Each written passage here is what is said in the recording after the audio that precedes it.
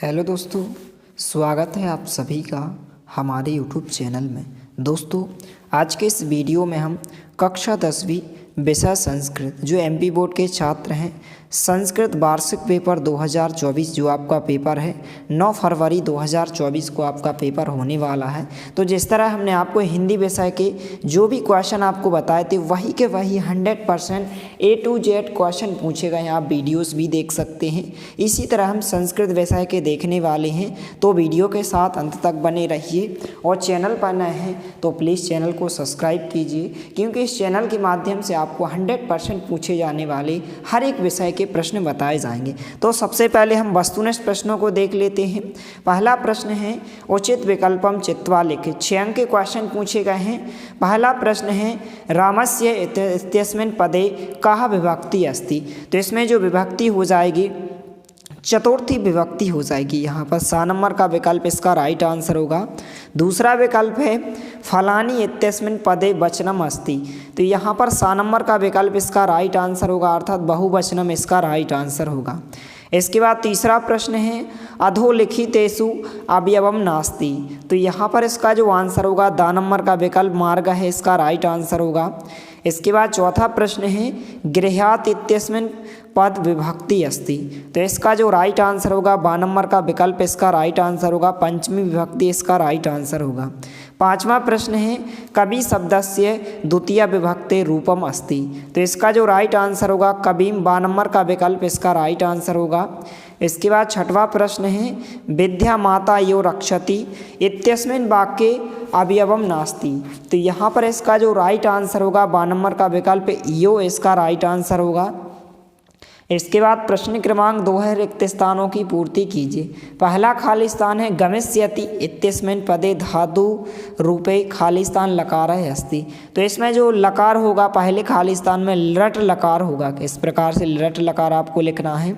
दूसरा खाली स्थान है गच्छन्तु इत्यस्मिन् पदे वचनम अस्ति। तो यहाँ पर इसमें क्या हो जाएगा, बहुवचनम हो जाएगा। तीसरा खाली स्थान है पश्यति इत्यस्मिन् पदे धातु अस्ति। तो इसमें जो धातु हो जाएगी द्रस धातु हो जाएगी। कौन सी धातु हो जाएगी, द्रस धातु हो जाएगी। इसके बाद चौथा खाली स्थान है अधिकार है इत्यस्मिन् पदे उपसर्ग है आसीत। तो इसमें जो उपसर्ग होगा अधि उपसर्ग होगा। कौन सा उपसर्ग होगा, अधि उपसर्ग होगा। इसके बाद यहाँ पर पांचवा खाली स्थान है भविष्यति इत्यस्मिन् पदे धातु भवति। तो यहाँ पर इसमें कौन सी धातु हो जाएगी, भू धातु हो जाएगी। छठवां खाली स्थान है अगच्छत अस्मिन् रूपम खाली स्थान कालः भवति। तो यहाँ पर इसमें भूतकाल हो जाएगा 6वें खाली स्थान में। इस प्रकार से खाली स्थान आपको तैयार कर लेना है। इसके बाद प्रश्न क्रमांक 3 शुद्ध वाक्यानाम समक्षम आम अर्थात सत्य और अशुद्ध वाक्यानाम समक्षम ना अर्थात आपको असत्य लिखना। आम मतलब सत्य और ना मतलब असत्य। इस प्रकार से आपको सत्य असत्य जो कि 6 अंक में पूछे गए हैं। पहला प्रश्न है पीताम्बरः इत्यस्मिन् पदे बहुव्रीहि समासः भवति। तो यह कथन आपका बिल्कुल सत्य होगा, आम आप लिखेंगे। दूसरा प्रश्न है जगदीशः इत्यस्मिन् पदे स्वर संधि अस्ति। तो यहाँ पर यह आपका असत्य होगा, अर्थात ना होगा। तीसरा प्रश्न है अति प्लस आचारः इत्यस्मिन् संधि अत्याचारः भवति। तो यहाँ पर इसका जो राइट आंसर होगा आम इसका राइट आंसर होगा, अर्थात सत्य होगा।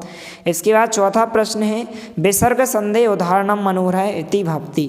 तो यहाँ पर इसका आंसर क्या होगा, आम होगा, अर्थात सत्य होगा।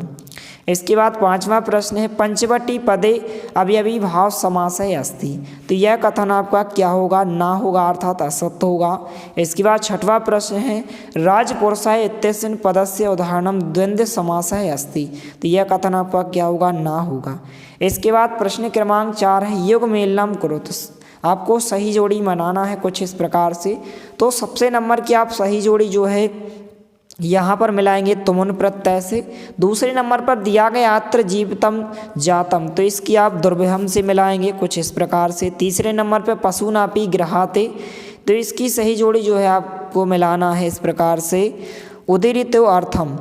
हसन की जो है आपको सही जोड़ी जो है शर्त प्रत्यय से आपको मिलाना है। इसके बाद 5वें नंबर सर्व कार्येषु बलवती, तो आपको बुद्धि से मिलाना है। इसके बाद पिपासितः मृयते, इसकी आपको चातकः से मिलाना है। कुछ इस प्रकार से सही जोड़ियों के आंसर हो जाएंगे जो कि 6 अंक में पूछी जाएंगी। इसके बाद जो है प्रश्न क्रमांक 5, एक पदेन उत्तरम लिखित, एक पद में आपको उत्तर लिखना है। पहला है निर्मलम इतस्य विलोमम पदम किम, तो इसका आंसर क्या होगा? समलम इसका राइट आंसर होगा इस प्रकार से। इसके बाद दूसरा प्रश्न है लोचनम इतस्य पदस्य पर्याय पदम किम, तो यहाँ पर इसका राइट आंसर क्या होगा? नेत्रम इसका राइट आंसर होगा। इसके बाद तीसरा प्रश्न है विशाल है ग्राम इति पदयो विशेषणम अस्ति, तो यहाँ पर इसका आंसर क्या होगा? विशालय होगा। क्या होगा? विशालय इसका राइट आंसर होगा। चौथा प्रश्न है वनम इति पदस्य पर्याय अस्ति, तो यहाँ पर इसका राइट आंसर क्या होगा?